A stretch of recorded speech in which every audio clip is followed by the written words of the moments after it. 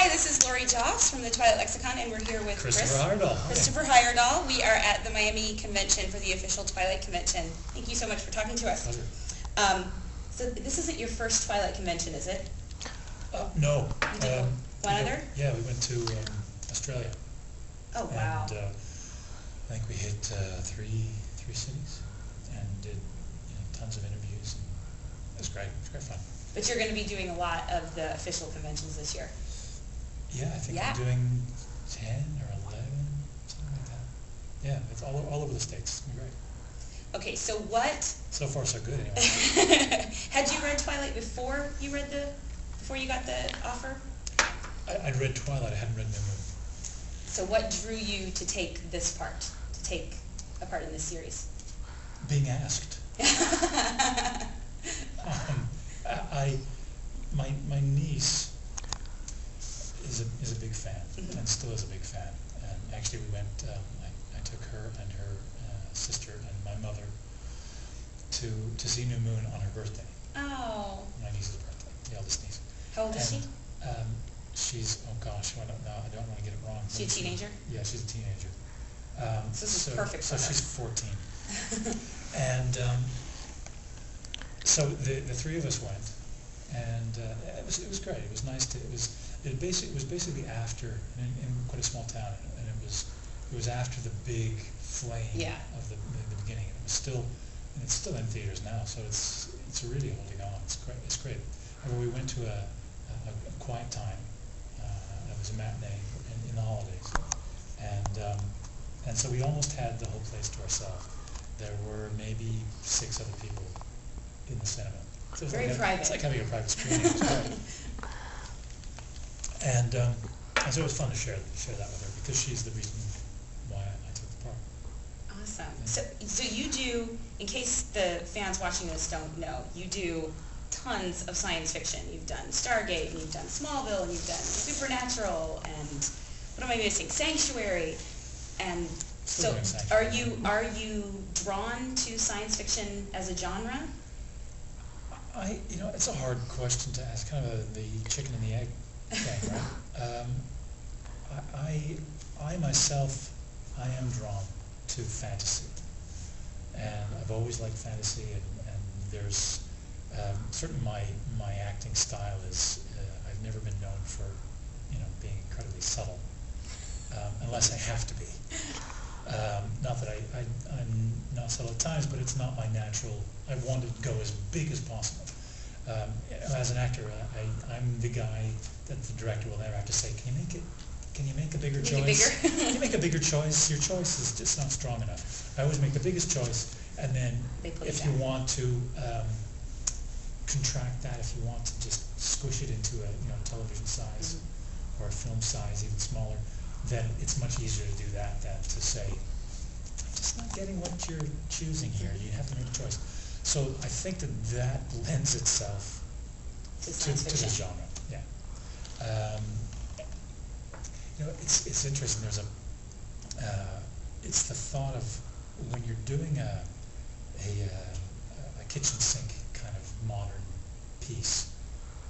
It's very easy to get people to believe in you, because it's something. If you're doing a cop show, well, we see police every day, and we see on the news, the good guys, the bad guys, all the rest of it. But in fantasy, there's this level of disbelief that you have to, that is inherent in any of these shows, because vampires don't exist, monsters don't exist, etc. You can go There's always a anywhere parable with the monster, etc. Everything else. And so to make that believable, if you can succeed in making that believable, I think it's a hard gig. Yeah. And yet when it works, it's so sweet, and it's so much fun. To make the impossible believable. Exactly. Yeah. Well, the maybe impossible believable. Yeah. It's fun. I love it. And I guess that's it's still in the realm of playing. Some shows in the kitchen sink stuff has to be so gritty, and but with fantasy, it's still the same level of life and death, but it's fun. It's a little bit more fun. Yeah. So then, of all these different fandoms that you've been involved in, how does Twilight compare? I think that Twilight.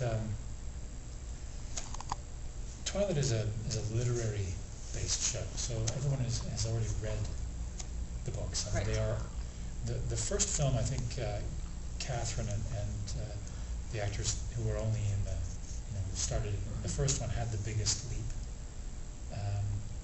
because it's very difficult to. I mean, when you've read a book, you're almost guaranteed to be disappointed when you go to Right. see the film. Right. It's just not going to be, number one, it's already, you've created everything that what the person looks like, sounds like, Right.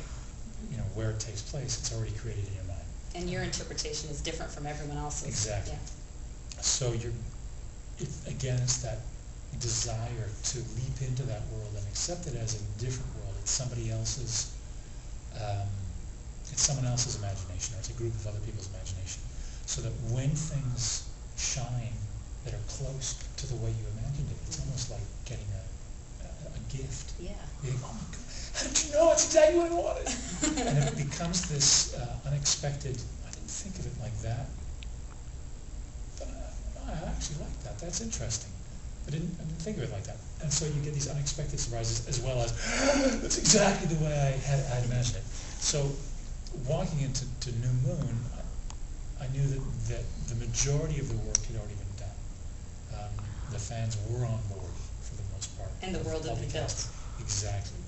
And they knew the world they were going into. So the new world, aside from the cutoff boys, the cliff diving boys, The wolves. yes, the wolf pack, the Volturi were really the unexplored territory. And so there was certainly... Well, and the Volturi too.